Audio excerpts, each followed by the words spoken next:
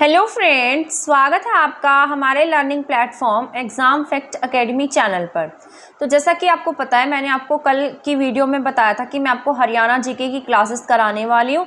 तो इस क्लास में हम पढ़ेंगे हरियाणा जीके के कुछ इंपॉर्टेंट टॉपिक्स जो आपके अपकमिंग एग्जाम्स के लिए इंपॉर्टेंट रहेंगे, चाहे वो HPSC का एग्ज़ाम हो, चाहे कोई भी HSSC का एग्ज़ाम हो, चाहे आपका HTET का एग्ज़ाम है, हरियाणा का कोई भी एग्ज़ाम है, ग्रुप डी का एग्ज़ाम है।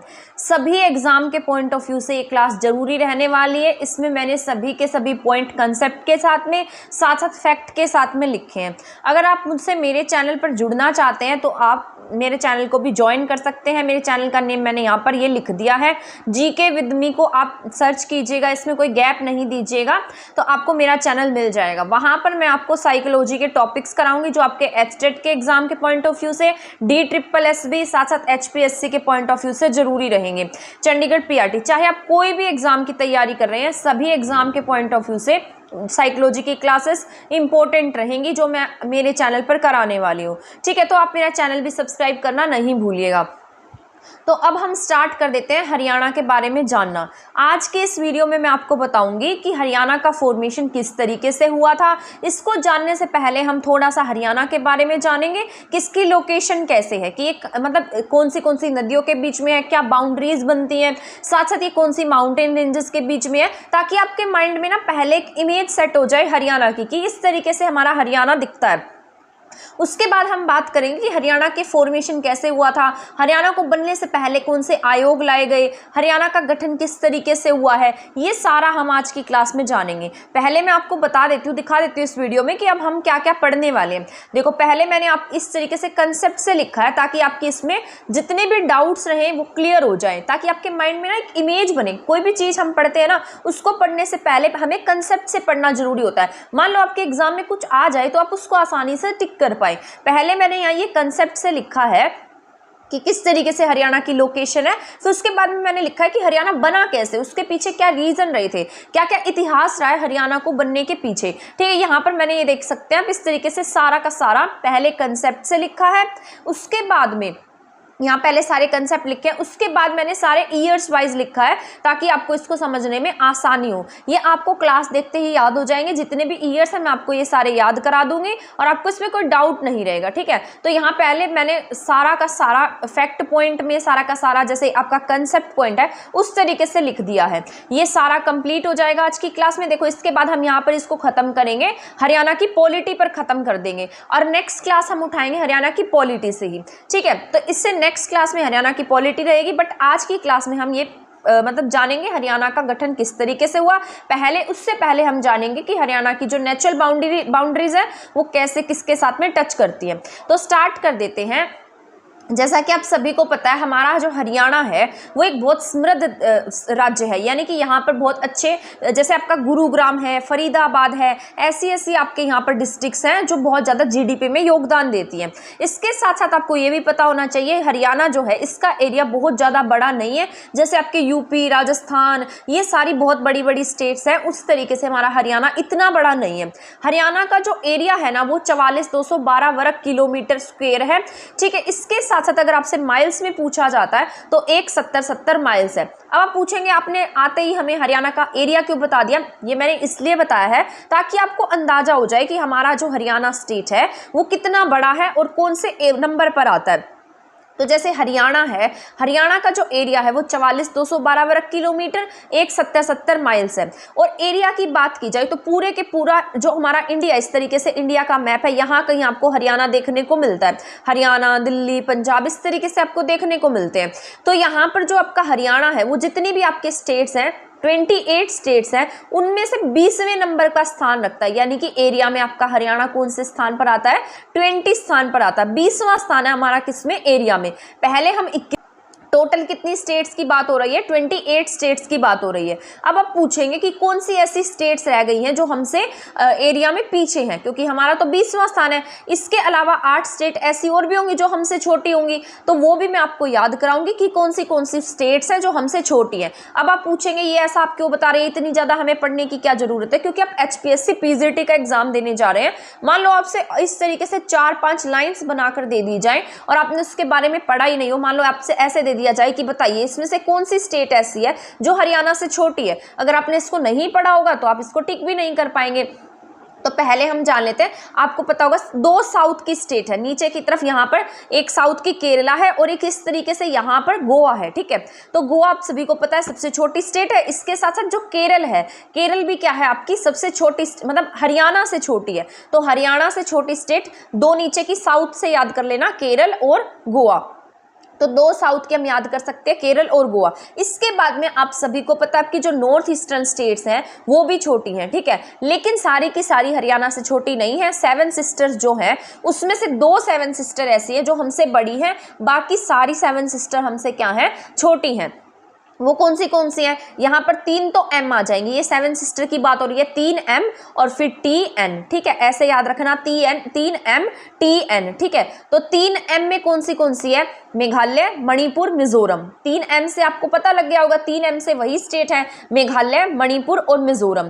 T से आपका त्रिपुरा है और N से क्या है आपका नागालैंड है। ये पांचों की पांचों जो है हरियाणा से छोटी स्टेट्स हैं। इसके बाद एक अलग से वो छोटी सी स्टेट आपको ऊपर इस तरीके से उभरी हुई दिखाई देती होगी, नेपाल, सॉरी सिक्किम, क्या है यहाँ पर, सिक्किम, ठीक है। तो सिक्किम भी आपसे छोटी है। इसके बाद जो दो ऐसी स्टेट है 7 सिस्टर्स जो आपसे बड़ी हैं, असम और अरुणाचल प्रदेश, इसको आपको काउंट नहीं करना है। तो आई होप यहाँ तक आपको समझ में आया होगा कौन सी स्टेट हमारी यहाँ पर ऐसी है जो हरियाणा से छोटी हैं। तो 2 मैंने आपको साउथ की बताई हैं, एक केरल है, केरल के साथ साथ एक क्या है, गोवा है। इसके बाद में ऊपर की 3 नॉर्थ ईस्टर्न की 3 M वाली, एक T और एक N।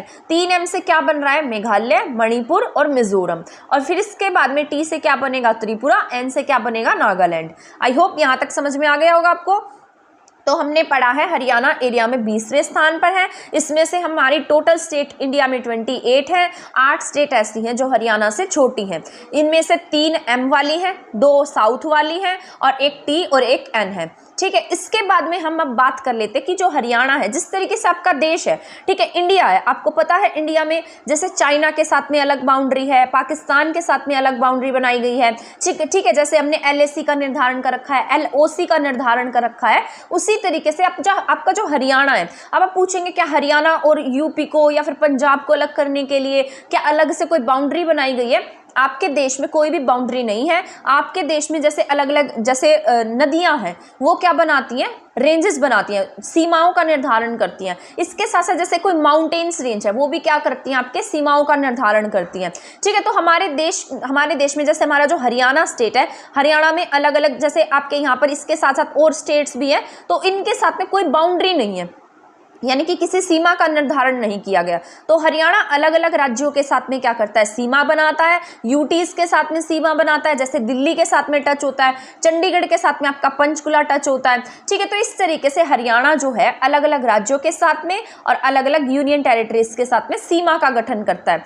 हरियाणा और दूसरे राज्यों के बीच में किसी भी सीमा को निर्धारित नहीं किया गया है, बल्कि हमारे यहाँ पर क्या है, 2 अलग अलग बहुत प्रमुख नदियां हैं जो किसका काम करती है, सीमा बनाने का काम करती हैं। यहां पर मैंने इस तरीके से आपको एक्सप्लेन करने के लिए बस रफली वर्क किया है ताकि आपको यह आसानी से समझ में आ जाए।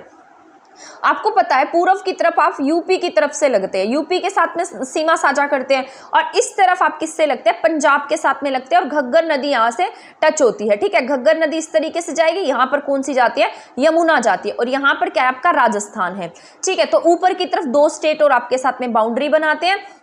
तो मैं आपको आगे बताने वाली हूँ, जैसे हिमाचल प्रदेश है और उत्तराखंड है।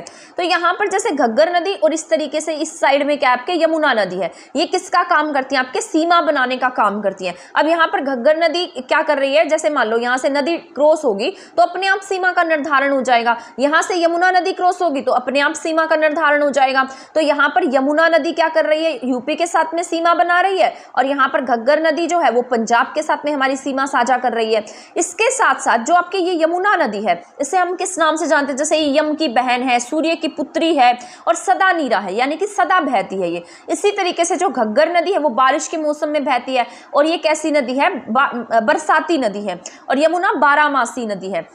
जब आपकी यमुना नदी बनाई गई थी, यमुना नदी तो ऑलरेडी थी, इसी के तहत आपके यहाँ पर जब पानी की कमी या सिंचाई वगैरह का काम करने के लिए अंग्रेजों के समय में ही यहाँ से एक नहर निकाली गई जिसका नाम दिया गया पश्चिमी यमुना नहर। ठीक है, तो ये जो यमुना नदी है ना, ये आपके जैसे यूपी में, दिल्ली में और हरियाणा में क्या करती है, सिंचाई का काम करती है। अलग अलग जगह पर इससे पानी जाता है। तो दिल्ली में भी इसका पानी जाता है। इसके साथ साथ यहाँ पर यूपी में बहुत कम पार्ट है इसका, क्योंकि उसके पास अपनी खुद की बहुत सारी नदियां हैं। जैसे उसके पास गंगा है, वो ही वहां पर क्या कर देती है, सिंचाई का काम कर देती है। हमारे यहाँ पर एक ही सोर्स है यमुना, क्योंकि यही क्या है, आपके सदा नीरा नदी है। और इसी के तहत यहाँ से क्या निकाली गई, हमारे यहाँ पश्चिमी यमुना नहर निकाली गई। अब आपसे इंग्लिश में भी पूछा जा सकता है, तो वेस्टर्न यमुना कैनाल बोलते हैं हम इसको। कई बच्चों ने बोला था कि आप इंग्लिश में भी करा दीजिए। मैं ऐसी लैंग्वेज यूज करूंगी कि आपको अच्छे से समझ में आ जाएगा, आप में आसानी से समझ में आ जाता है। इसमें कोई ज्यादा टेंशन लेने की बात नहीं होती है। प्लीज ऐसे लैंग्वेज को अपना वो मत बनाया करो कि हाँ मुझे ये समझ में नहीं आ रहा है, इस भाषा में समझ में नहीं आ रहा है।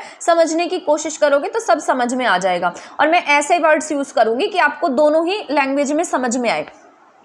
तो यहाँ पर पश्चिमी यमुना नहर क्या है, इसको हम क्या बोलते हैं, वेस्टर्न यमुना कैनाल बोलते हैं। नदी जो यमुना है, पहले जो यमुना रिवर है, इसका पानी हम 70% यूज करते थे, लेकिन बाद में जैसे दिल्ली है और इसके साथ साथ यूपी है, ये क्या होने लगे, अवेयर होने लगे। तो ये जो पानी है ये क्या हो गया, डिस्ट्रीब्यूट हो गया। तो हरियाणा अब केवल 47% जो वाटर है यमुना का वो यूज करता है।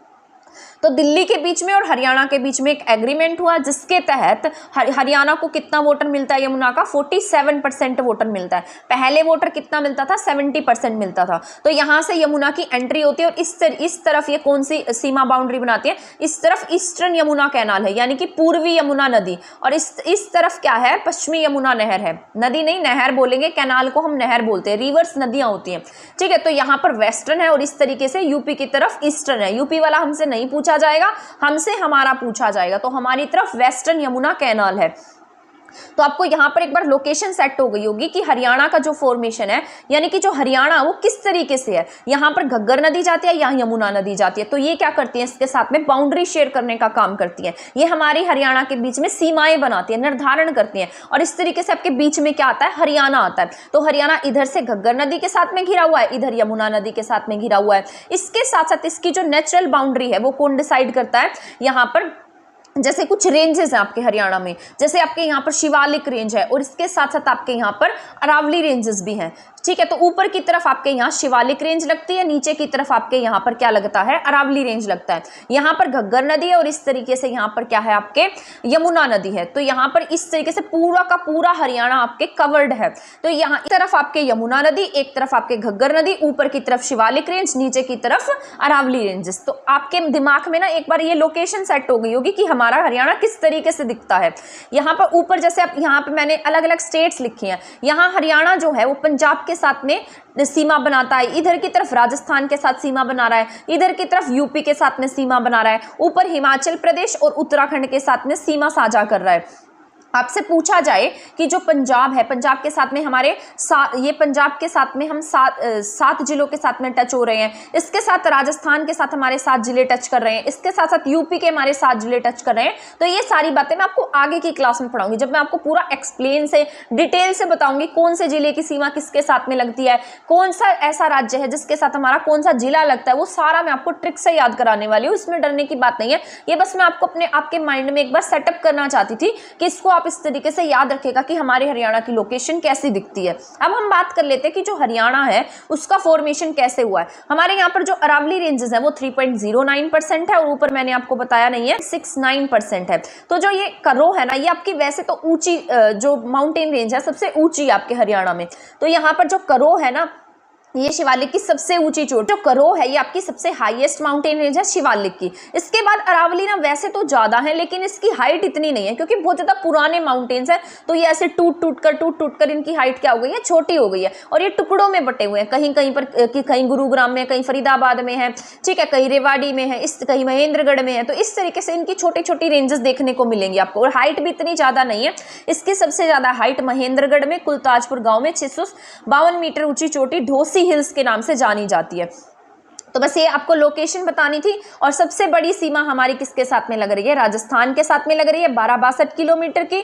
उत्तराखंड के साथ हम सबसे कम सीमा साझा करते हैं। कई बार आप गूगल पर देखते हैं तो गूगल पर आपको उत्तराखंड नहीं दिखाता है, क्योंकि इतनी कम सीमा है, इतनी कम सीमा है कि मतलब जो गूगल है वो उसको कंसिडर नहीं करता है। बट जब हमारा एग्जाम पैटर्न आता है तो उसमें ये कंसिडर किया जाता है कि हम उत्तराखंड के साथ में सीमा साझा करते हैं, और वो 11 किलोमीटर की सीमा है।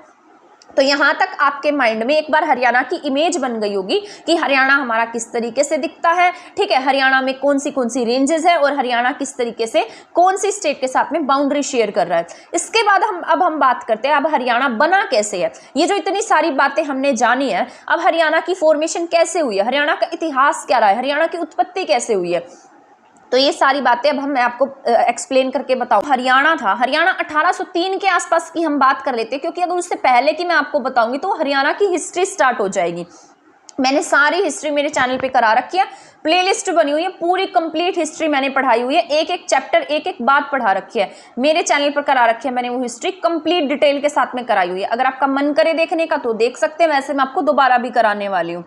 हरियाणा और यूपी जो है, पहले 1803 की बात कर लेते हैं, ये तो बाद की बात हो जाएगी। 1803 के आसपास जब आपका हरियाणा पे कोई भी आपका हरियाणा कोई ऐसा प्रमुख शासक नहीं बचा था, तब हरियाणा में मराठों का शासन था, यानी कि मराठों के अधीन आपका जो थानेसर कुरुक्षेत्र का एरिया है वो मराठों के अधीन था। लेकिन इसी 1802-03 के आसपास आंग्ल मराठा युद्ध होता है, और उसमें जो मराठे हैं वो हार जाते हैं, और उसको हारने के बाद में मराठों के साथ ब्रिटिश ईस्ट इंडिया कंपनी की एक संधि होती है, और उस संधि में 1803 में वो संधि होती है, और उसके तहत कौन सी संधि होगी, सूरजी अंजनगांव की संधि होती है। और सूरजी अंजनगांव की संधि के तहत जो भी आपका हरियाणा है वो किसे दे दिया जाता है, अंग्रेजों को दे दिया जाता है। अब 1803 के आसपास आपका हरियाणा किसके अंडर आ जाएगा, ब्रिटिश ईस्ट इंडिया कंपनी के अंडर आ जाएगा। बाद में हरियाणा को उठाकर किसका भाग बना दिया जाएगा, यूपी का भाग बना दिया जाएगा। उसके बाद में जब हरियाणा यूपी का हिस्सा होगा तब 1857 की क्रांति की बात होगी। इसके बाद में हम 1857 की क्रांति पर चलेंगे, क्योंकि आपकी मोस्ट फेमस है। 1857 की क्रांति के आसपास आपके क्रांति की शुरुआत है आपके हरियाणा के अंबाला से होनी थी, लेकिन किसी ने बगावत कर दी। बगावत करने के बाद में आपकी जो क्रांति है, क्रांति की शुरुआत अंबाला से ना होकर कहां से होगी, यूपी के मेरठ से होगी। और ये बात अंग्रेजों को पता लग जाएगी कि जो क्रांति की शुरुआत है वो कौन कर रहा था, हरियाणा कर रहा था। तो ये क्या करेंगे, हरियाणा को यूपी से अलग कर देंगे, और 1858 में कब इसको मिला देंगे, 1858 में हरियाणा को यहां से अलग करके किसके साथ मिला दिया जाएगा, पंजाब के साथ में मिला दिया जाएगा। तभी आपने देखा होगा, क्योंकि हरियाणा और पंजाब इनका तो बिल्कुल कल्चर ही अलग था, इनकी भाषा अलग थी, लैंग्वेज अलग थी, कुछ भी सिमिलरिटी नहीं थी, फिर भी हरियाणा को किस में मिला दिया, पंजाब में मिला दिया। तो यही कारण था कि ये क्या ना कर सके, इसके साथ में मिलकर कोई भी साजिश ना रच सके अंग्रेजों के खिलाफ।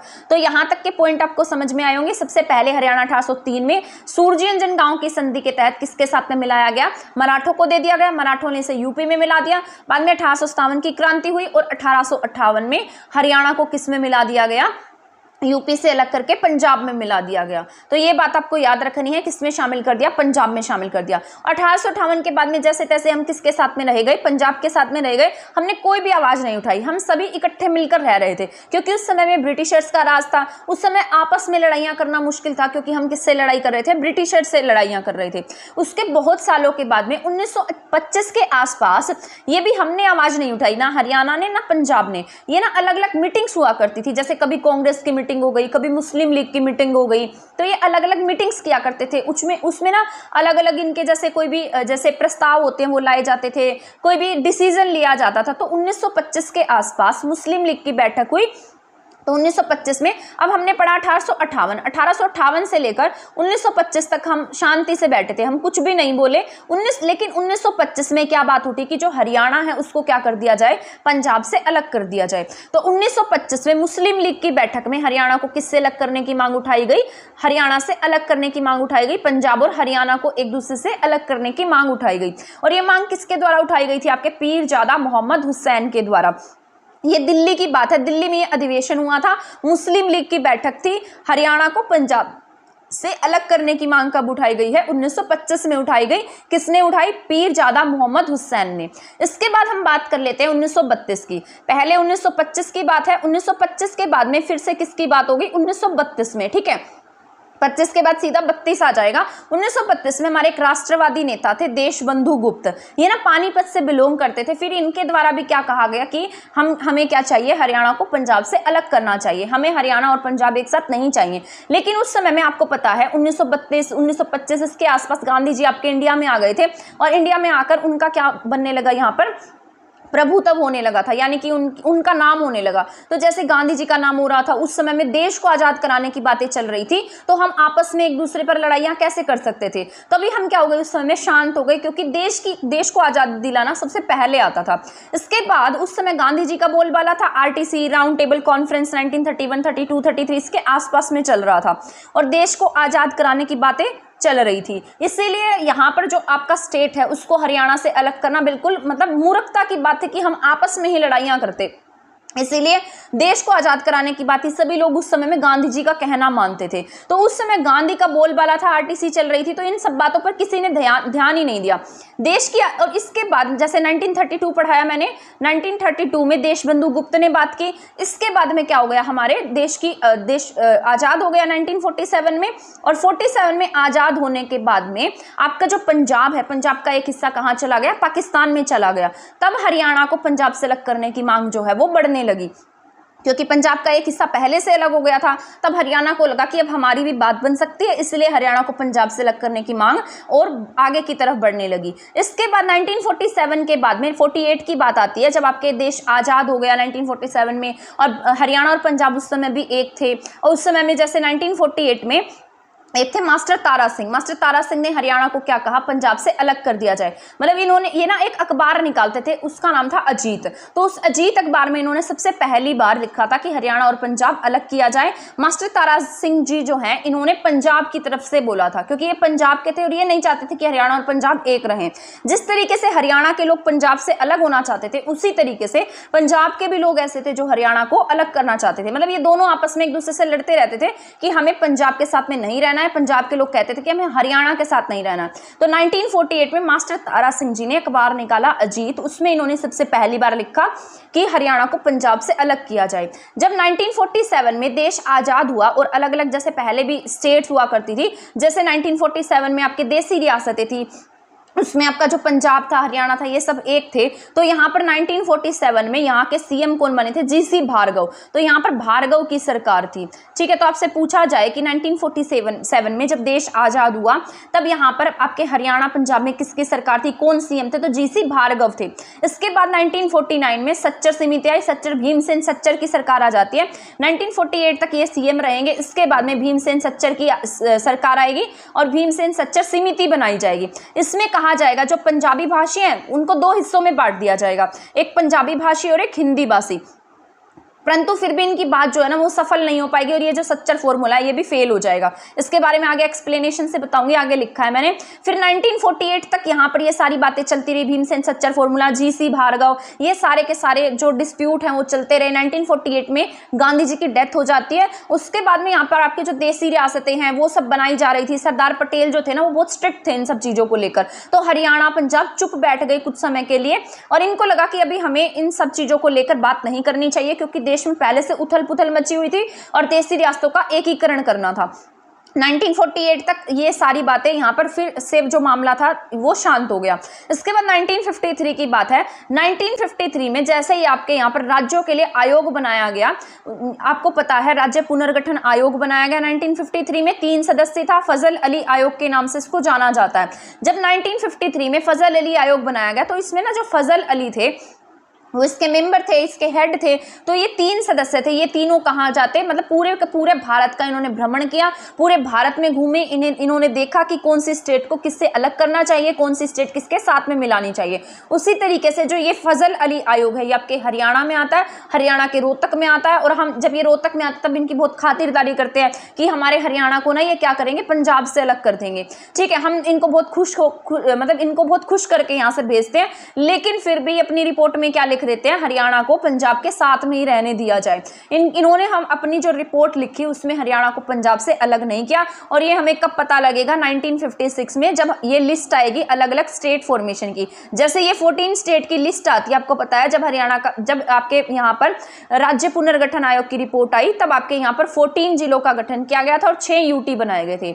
इन 6 यूटी में आपका चंडीगढ़ शामिल नहीं था, तो इन 14 स्टेट में इन्हें हरियाणा का नाम कहीं भी नहीं दिखा। तब ये समझ गए कि हमें पंजाब से अलग नहीं किया गया है। अब इसके बाद में आपके हरियाणा को पंजाब से अलग करने की जो मांग है वो आगे की ओर बढ़ने लगेगी। हरियाणा के साथ साथ पंजाब भी जो है वो हरियाणा को अलग करने की मांग करने लगा था। 1956 में यहाँ पर प्रताप कैरो सिंह की सरकार आई और इस समय में एक संत हुआ करते थे जिनका नाम था संत फतेह सिंह। इसके आसपास मतलब ये बाद में भी अनशन करेंगे, तो आमरण अनशन वगैरह करेंगे देश को आज़ाद कराने के लिए। फिर 1965 के बाद में 1965 के आसपास फिर से संत फतेह सिंह क्या करेंगे? आमरण अनशन करेंगे। लेकिन उसी समय में क्या हो जाएगा? भारत और पाकिस्तान का युद्ध हो जाएगा। और जब ये युद्ध होगा तो ये सोचेंगे कि देश के ऊपर इतना संकट है, हम यहाँ पर आमरण अनशन नहीं करेंगे, थोड़े समय के लिए फिर शांत हो जाएंगे। लेकिन जैसे ही युद्ध खत्म होगा फिर से ये वापस सब जाएंगे कि हमें जो है वो पंजाब से अलग चाहिए।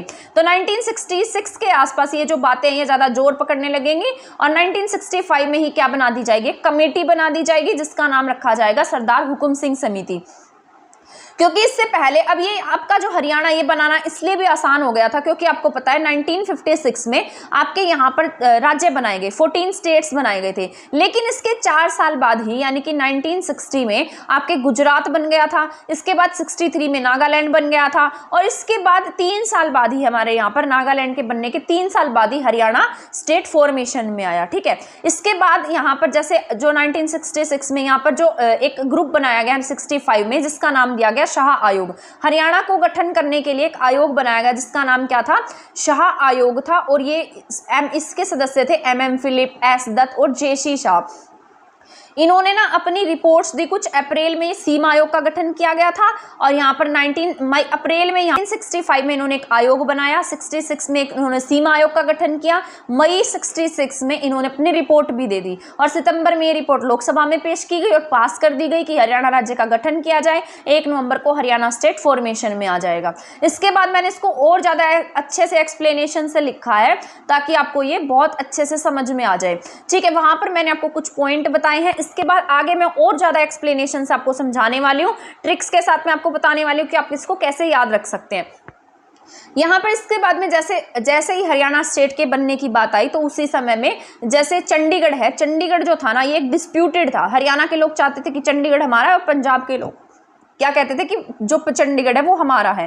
तो जो ये MM फिलिप थे, S दत्त थे और यहाँ पर जैसे ये मेंबर्स थे ना इस ग्रुप के, तो इन्होंने सोचा कि क्यों ना हम चंडीगढ़ को यूनियन टेरिटरी बना दें, इसको हम ऐसे ही नहीं छोड़ेंगे। अगर हम इसको इस एक मतलब पंजाब के अंडर छोड़ देते तो हरियाणा इसके लिए लड़ाई लड़ेगा और ये डिस्प्यूट रहेगा। तो इन्होंने ना इसको पंजाब के अंडर किया ना हरियाणा के अंडर किया, इसको भी 1 नवंबर 1966 को UT बना दिया यानी कि यूनियन टेरिटरी बना दिया। तब ये पंजाब का पार्ट था। आज भी ना ये पंजाब के एरिया में आता है। जो ये टेरिटरी होती है वो किस में है? ये इसकी पंजाब में है और इसकी जो रिस्पॉन्सिबिलिटीज है वो सारी पंजाब को दे दी गई। पंजाब के ही हेड को, जो पंजाब का राज्यपाल होता है, आज वही चंडीगढ़ का क्या होता है? एडमिनिस्ट्रेटर होता है, वही उसका प्रशासन देखता है। तो हमें 35% हिस्सा मिला था। आपसे ये भी पूछा जा सकता है जब हरियाणा का गठन हुआ तब आपको पंजाब का कितने प्रतिशत हिस्सा मिला था? तो 35% हिस्सा किसे मिला है? आपके हरियाणा को मिला है। ठीक है, अब मोस्ट इंपॉर्टेंट मैं आपको समझाने जा रही हूँ सारे फैक्ट के अकॉर्डिंग। और यहाँ पर कुछ जो आपके यहाँ पर कंसेप्ट रह गए थे, जैसे प्रताप सिंह कैरो की सरकार आई, GC भार्गव और भीमसेन सच्चर, मास्टर तारा सिंह, ये सारी बातें मैं आपको अच्छे से एक्सप्लेन करके समझाऊंगी। बट पहले मैंने यहाँ तक आपको जितना समझाया वो सारा ईयर्स याद करा देती हूँ। सबसे पहले हमने पढ़ा था 1803 से रिलेटेड पढ़ा था। मैंने आपको बताया था 1803 में सूरजंजन गांव की संधि हुई थी।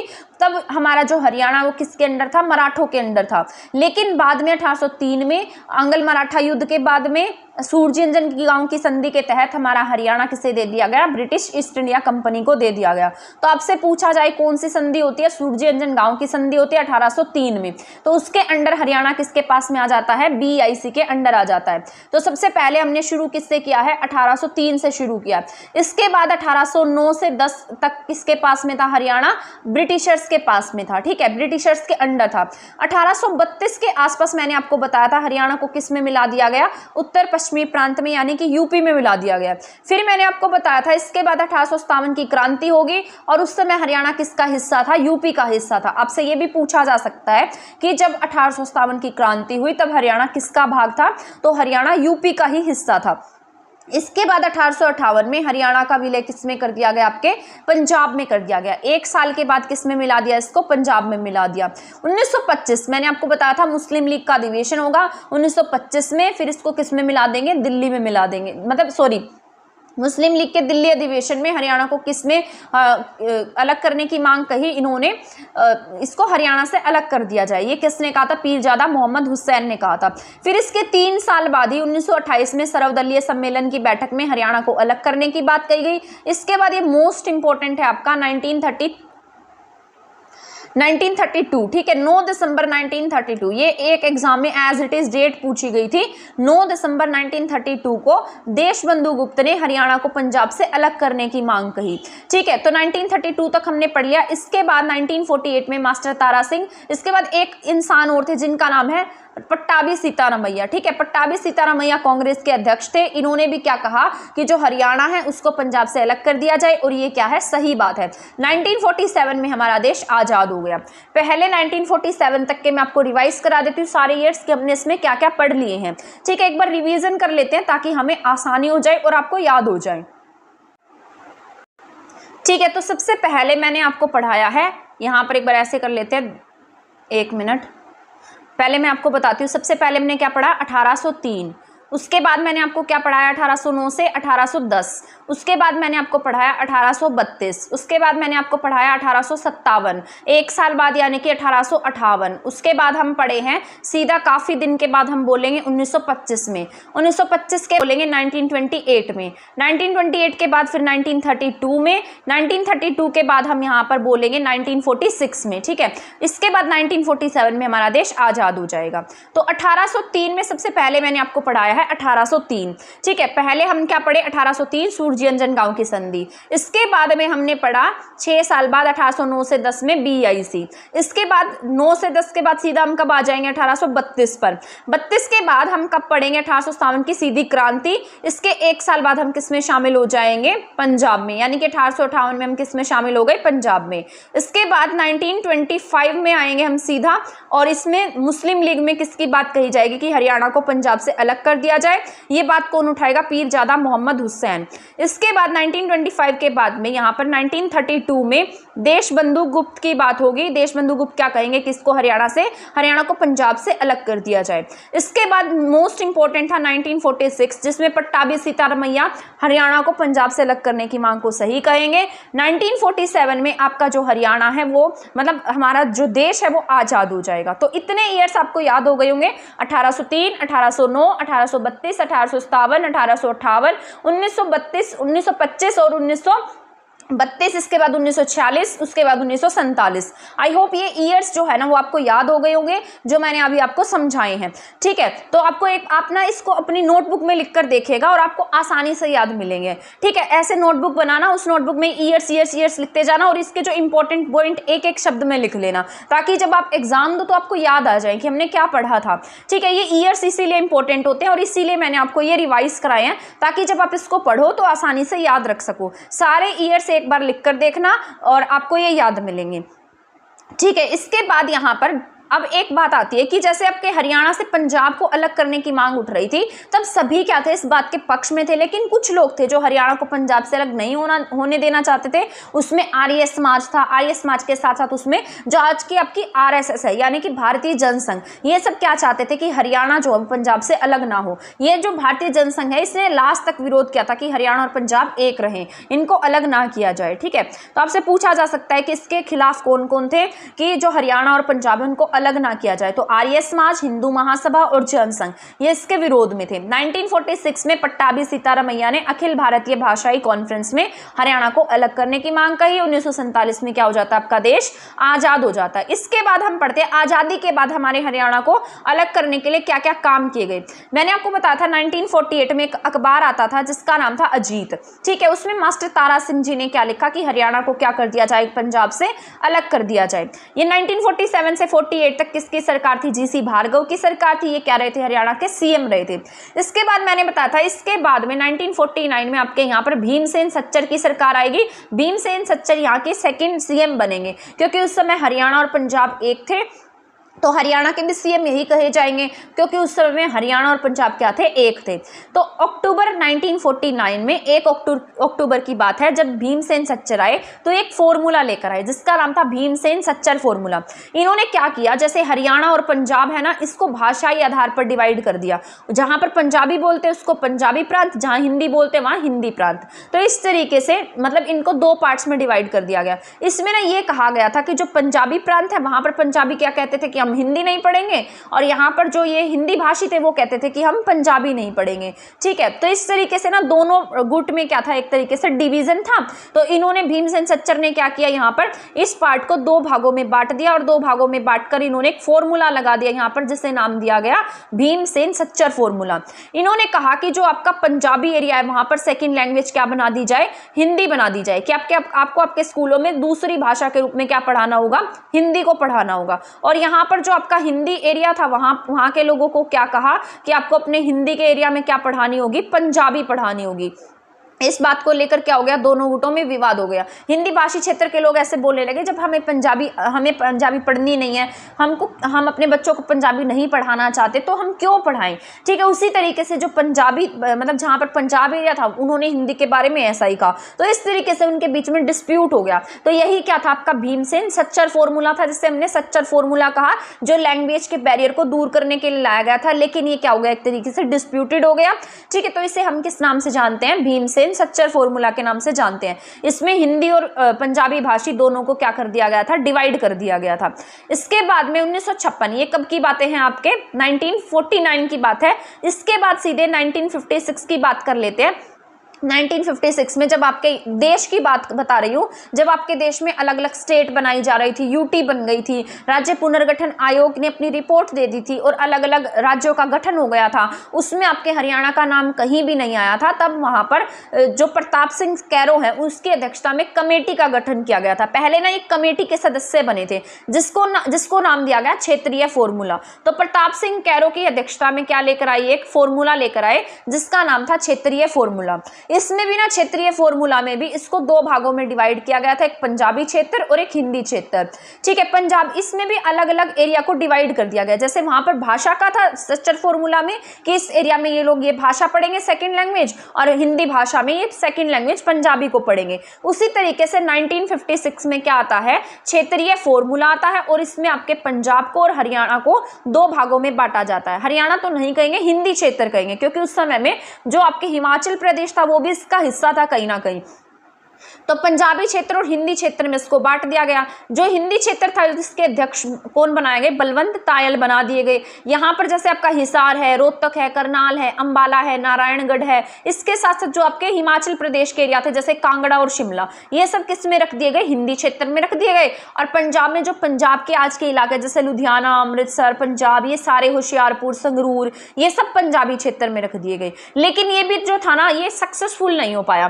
तो इसके बाद 1956 में जैसे ही प्रताप सिंह कैरो की अध्यक्षता में रिपोर्ट दी गई, उसके बाद में 1956 में जैसे इलेक्शन वगैरह हुए और उस समय 1957 में 1 साल बाद प्रताप सिंह कैरो को वहां का पंजाब का क्या बना दिया गया, सीएम बना दिया गया। तो ये प्रताप सिंह कैरो क्या लेकर आए, क्षेत्रीय फॉर्मूला लेकर आए। जैसे इनकी सरकार आई तो ये बातें भी सफल नहीं हो पाई, तो क्षेत्रीय फॉर्मूला भी क्या यहाँ पर कैंसिल हो गया। इसके बाद फिर से ये जो बातें हैं हरियाणा और पंजाब को अलग बनाने की, ये बातें जोर पकड़ने लगेंगी। इस कमेटी ने अपना सुझाव 24 अक्टूबर 1956 को दिया था। 56 में प्रताप सिंह कैरो क्या बन जाते हैं, सीएम बन जाते हैं, लेकिन ये योजना सफल नहीं हो पाती है, तो क्षेत्रीय फॉर्मूला भी यहाँ पर काम नहीं कर पाता है। इसके बाद में 1960 में अब यहाँ पर जोर पकड़ेंगी बातें हरियाणा और पंजाब को अलग करने की। अब यहाँ पर 1960 में मास्टर तारा सिंह जो थे उनकी गिरफ्तारी हो जाती है। मास्टर तारा सिंह वही जिन्होंने पंजाबी सूबे को लेकर मांग की थी, ठीक है, जिन्होंने 1948 में अपनी अखबार में लिखा था कि हरियाणा को पंजाब से अलग किया जाए। तो यहाँ पर मास्टर तारा सिंह जी जो है इनकी गिरफ्तारी हो जाती है। गिरफ्तारी होने के बाद में यहाँ संत फतेह सिंह थे, वो क्या कर लेते हैं, आमरण अनशन कर लेते हैं। एक तरीके से ना ये भी जैसे राष्ट्रवादी नेता नहीं होते जो अपने स्टेट के लिए भी लड़ते हैं, राज्य के लिए भी लड़ते हैं, देश के लिए भी लड़ते हैं, उसी तरीके से मास्टर तारा सिंह और संत फतेह सिंह दोनों किसके लिए लड़ाई लड़ेंगे, अपने अपने सूबे के लिए लड़ाई लड़ेंगे। तो मास्टर तारा सिंह जी पहले अनशन पर बैठते हैं, फिर इनको पुलिस गिरफ्तार कर लेती है। उसके बाद में संत फतेह सिंह आते हैं और वो आमरण अनशन पर बैठ जाते हैं। इसके थोड़े दिन बाद ही मास्टर तारा सिंह जेल से छूट जाते हैं और जेल से छूटते ही फतेह सिंह का व्रत तुड़वाकर खुद से क्या रख लेते हैं, फास्ट रख लेते हैं। लेकिन 48 डेज के बाद खुद से अपना क्या कर देते हैं, फिर व्रत तोड़ देते हैं। इस पर मास्टर तारा सिंह जी की जो बहुत ज्यादा बदनामी होती है कि पहले उसका व्रत तुड़वा दिया और फिर खुद से व्रत रखा और फिर खुद से तोड़ भी दिया, ठीक है। तो 48 डेज के बाद में खुद भी अपना अनशन तोड़ देते हैं। इसके बाद यहाँ पर 1965 में, अब यहाँ 5 साल तक बातें क्या रहती हैं, थोड़ी सी दबी हुई रहती है। 1965 में फिर से संत फतेह सिंह जी किसकी मांग करने लगते हैं, पंजाबी सूबे की मांग करने लगते हैं। और उसके लिए क्या कहते हैं कि मैं क्या कर दूंगा, अगर आप हरियाणा को पंजाब से अलग नहीं करेंगे तो हम 15 दिन में क्या कर लेंगे, आत्मदाह कर लेंगे। कि मैं क्या कर लूंगा, आत्मदाह कर लूंगा 15 डेज के अंदर, अगर आप इसको नहीं बनाएंगे, अलग अलग नहीं करेंगे। लेकिन उसी समय पर 1965 के आसपास की बातें, आपके देश में भारत और पाकिस्तान का युद्ध हो जाता है। उस समय शास्त्री जी होते हैं प्रधानमंत्री। तब यहाँ पर फिर से ये शांत हो जाते हैं कि अब हमें देश के लिए लड़ना है, तो हमें यहाँ पर इस तरीके से लड़ाई नहीं लड़नी चाहिए। लेकिन जैसे ही भारत और पाकिस्तान का युद्ध 10 अगस्त इसके आसपास खत्म हो जाता है, तो 10 अगस्त 1965 को फतेह सिंह जी अकाल तख्त के सामने फिर से घोषणा करते हैं कि हरियाणा को क्या किया जाए, पंजाब से अलग किया जाए। उसके बाद में जो सरकारें हैं वो क्या हो जाती हैं, एक तरीके से अवेयर हो जाती हैं और उन्हें भी ऐसा लगता है कि अब पंजाब को हरियाणा से अलग कर देना चाहिए। क्योंकि यहाँ तक आप बहुत ज़्यादा हिस्ट्री पढ़ते आए हैं कि किस तरीके से लड़ाइयाँ होती जा रही हैं कि पंजाब को हरियाणा से अलग किया जाए। अब यहाँ पर 1965 तक मैंने आपको पढ़ा दिया है। पहले मैंने आपको 1947 तक का पढ़ाया था। इसके बाद 1948 में मैंने आपको बताया मास्टर तारा सिंह के बारे में, मास्टर तारा सिंह के बारे में। इसके बाद 1949 में मैंने आपको बताया भीमसेन सच्चर फॉर्मूला के बारे में। इसके बाद 1956 में हमने पढ़ा है क्षेत्रीय फॉर्मूला के बारे में। तो यहाँ तक आपको समझ में आ गया होगा। इसके बाद 1960 में मैंने आपको बताया यहाँ पर तारा सिंह जी की गिरफ्तारी हो जाती है और फिर फतेह सिंह जी आमरण अनशन करते हैं। 48 डेज के बाद में फिर तारा सिंह जी जब आते हैं तो 48 डेज के बाद व्रत करने के बाद में व्रत तोड़ देते हैं। इसके बाद 1965 में यहाँ पर संत फतेह सिंह जी फिर से आमरण अनशन करते हैं। अब जो हरियाणा और पंजाब है उसको अलग करने की जो मांग है वो ज़्यादा मतलब एक तरीके से अवेयर हो जाते हैं वो सब, ठीक है। इसके बाद यहाँ पर 23 सितंबर 1965 को मंत्री निर्वाचित ने भारतीय संसद के दोनों सदन में संसदीय समिति के गठन करने की क्या कर दी, घोषणा कर दी, ठीक है। तो आपको पता है आपके जितने भी राज्य गृह मंत्रालय के अंडर आते हैं, तो यहाँ पर राज्य गृह मंत्रालय के द्वारा क्या कहा गया कि संसदीय समिति का गठन किया जाए, एक कमेटी बनाई जाए जो क्या डिसाइड करेगी, हरियाणा और पंजाब को अलग करने का काम करेगी, ठीक है। वो ये देखेगी कि कौन सा जिला किसके अंडर आएगा, कौन सा एरिया किसके अंडर आएगा, ठीक है। तो इसके लिए उस समय में लोकसभा के अध्यक्ष जो होते हैं वो सरदार हुकुम सिंह होते हैं। लोकसभा के तीसरे स्पीकर थे ये सरदार हुकुम सिंह जी। इन्होंने क्या कहा कि आप क्या कर लीजिए अपने यहाँ पर इन्होंने एक संसदीय समिति का गठन किया और इन्होंने सीमा आयोग बनाने की बात कही। तो जो ये सीमा आयोग है ये मोस्ट इंपॉर्टेंट है। तो 23 अप्रैल 1966 को हुकुम सिंह समिति की सिफारिश पर 3 सदस्यीय सीमा आयोग का क्या कर दिया जाता है, गठन, ठीक है। तो 1965 तक तो वहां पर आपके युद्ध हो रहा था और आमरण अनशन हो रहे थे। अब यहाँ पर अप्रैल आते आते यानी कि 23 अप्रैल 1966 को सरदार हुकुम सिंह समिति की सिफारिश पर क्या किया जाता है, 3 सदस्यीय सीमा आयोग का गठन किया जाता है। तो ये एज इट इज क्वेश्चन आपके एग्जाम में बहुत बार पूछा गया है कि बताइए सीमा आयोग का गठन कब किया गया है। तो 23 अप्रैल 1966 को, अप्रैल से याद करना शुरू करना कि अप्रैल में हमारी ये कहानी शुरू होती है और नवंबर तक आते आते हमारा हरियाणा का गठन हो जाता है। तो अब मैं जितने भी आपको ईयर बताऊंगी, जितने मंथ बताऊंगी, सब याद कर लेने हैं, अपनी कॉपी में लिख लेने हैं। तो आपसे पूछा जाएगा सीमा आयोग का गठन कब हुआ है, तो कब हुआ, ये 23 अप्रैल 1966 को, ठीक है, अप्रैल में हुआ है। और 23 अप्रैल 1966 को क्या होता है, सीमा आयोग का गठन होता है। इसके बाद में इसके 3 सदस्य बनाए जाते हैं, जेसी शाह, एस दत्त और एम फिलिप। इसे हम क्या नाम देते हैं, शाह आयोग का नाम दे देते हैं, ठीक है। तो इसे नाम क्या देंगे, शाह आयोग का नाम देंगे। तो शाह आयोग में कितने सदस्य होंगे आपसे पूछा जा सकता है, 3 सदस्य होंगे। 23 अप्रैल 1966 को सीमा आयोग का गठन किया जाएगा और जे.सी. शाह की अध्यक्षता में एस दत्त, एम फिलिप इसके सदस्य होंगे। इसके बाद में जो सीमा आयोग है अप्रैल में गठित होती है, 23 अप्रैल को उसका गठन किया जाता है। ये अपनी रिपोर्ट कब देती है, भारत सरकार को अपनी रिपोर्ट देगी, यानी कि 1 महीने के अंदर अंदर देखो इन्होंने सारा का सारा काम कर लिया, सारे एरिया डिसाइड कर लिए और 1 महीने के अंडर में इन्होंने भारत सरकार को अपनी रिपोर्ट भी दे दी। ठीक है, तो 31 मई 1966 को सीमा आयोग ने अपनी रिपोर्ट किसे दे दी, भारत सरकार को दे दी। 23 अप्रैल को तो इसका गठन होता है और 31 मई को क्या दे दी जाती है, रिपोर्ट दे दी जाती है। इसके बाद में ये रिपोर्ट पेश की जाती है और इसको पारित कर दिया जाता है 18 सितंबर 1966 को। इसमें कहा जाता है कि हरियाणा राज्य का गठन कब हो जाएगा, 1 नवंबर 1966 को हरियाणा अस्तित्व में आ जाएगा। तो 18 सितंबर 1966 को पंजाब पुनर्गठन विधेयक पारित कर दिया जाता है।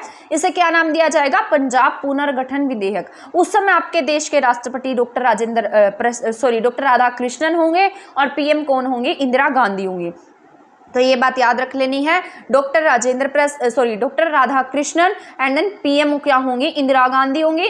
18 सितंबर 1966 को पंजाब पुनर्गठन विधेयक पारित हो जाता है। तो आपसे पूछा जा सकता है पंजाब पुनर्गठन विधेयक कब पारित होगा, 18 सितंबर 1966 में पारित हो जाएगा।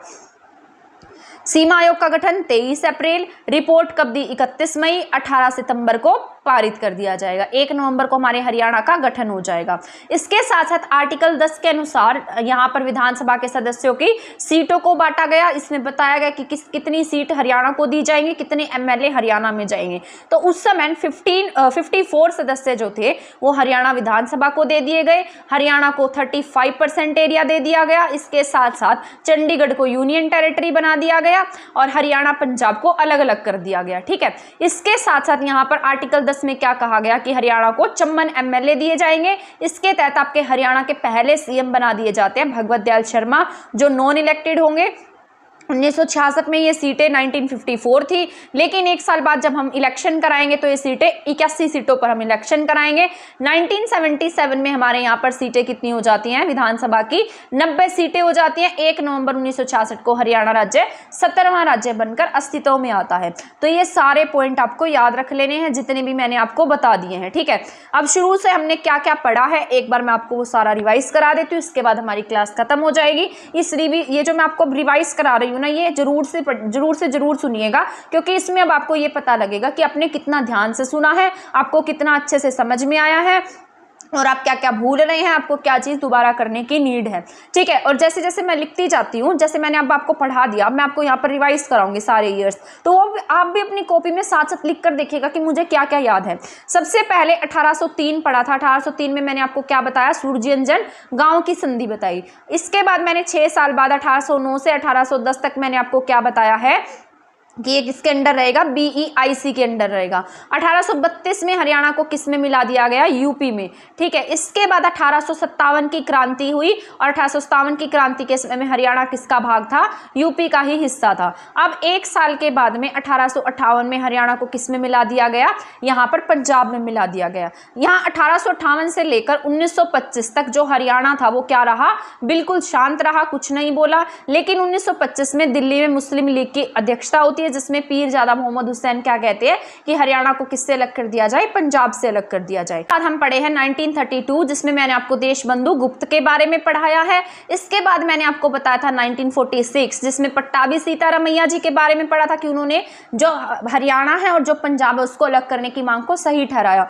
1947 में क्या हो जाता है, हमारा देश आजाद हो जाता है। इसके बाद आजाद होने के बाद में 1948 में मास्टर तारा सिंह जी का एक अखबार निकलता है जिसका नाम होता है अजीत, जिसमें क्या कहा जाता है कि हरियाणा को पंजाब से अलग कर दिया जाए। इसके बाद 1 अक्टूबर 1949 को भीमसेन सच्चर फॉर्मूला आता है, लेकिन सच्चर फॉर्मूला क्या हो जाता है, सफल नहीं हो पाता है। इसके बाद 1949 के बाद में 1956 में प्रताप सिंह कैरो की सरकार आएगी, लेकिन उससे पहले ये क्या लेकर आएंगे, क्षेत्रीय फॉर्मूला लेकर आएंगे, लेकिन क्षेत्र के आधार पर उसे बांटा जाएगा, जो कि सफल नहीं हो पाएगा। 1956 के बाद 4 साल तक शांति रहेगी और 19 1960 में क्या होगा, जो आपके तारा सिंह है और जो फतेह सिंह है वो फिर से क्या करेंगे, अनशन करेंगे, लेकिन कुछ ना कुछ डिस्प्यूट होगा जिसकी वजह से फिर से ये अनशन रुक जाएगा। 1965 आते आते फिर से दोबारा से हड़ताल होंगी, दोबारा से भूख हड़ताल होंगी, लेकिन भारत पाकिस्तान का युद्ध छिड़ जाएगा। युद्ध खत्म होने के बाद दोबारा से अकाल तख्त के सामने घोषणा की जाएगी कि हमें हरियाणा पंजाब से अलग चाहिए, पंजाब जो है हरियाणा से अलग चाहिए, पंजाबी सूबे की मांग होगी। और 1965 में फिर से ये बात जोर पकड़ने लगेगी और इसके आते आते यहाँ तक एक रिपोर्ट्स वगैरह जारी की जाएंगी, संसदीय समितियों का गठन किया जाएगा और यहाँ तक आते आते अब अप्रैल में 23 अप्रैल 1966 को 23 अप्रैल से शुरू होगी कहानी और यहाँ पर नवंबर तक चलेगी। 23 अप्रैल 1966 को सीमा आयोग का गठन होगा। 31 मई 1966 को हमारे यहाँ पर रिपोर्ट दी जाएगी। इसके बाद 31 के बाद हमने पढ़ा है 18 सितंबर, ठीक है, 18 सितंबर को पंजाब पुनर्गठन विधेयक पारित कर दिया जाएगा। 1 नवंबर 1966 को हरियाणा का गठन हो जाएगा।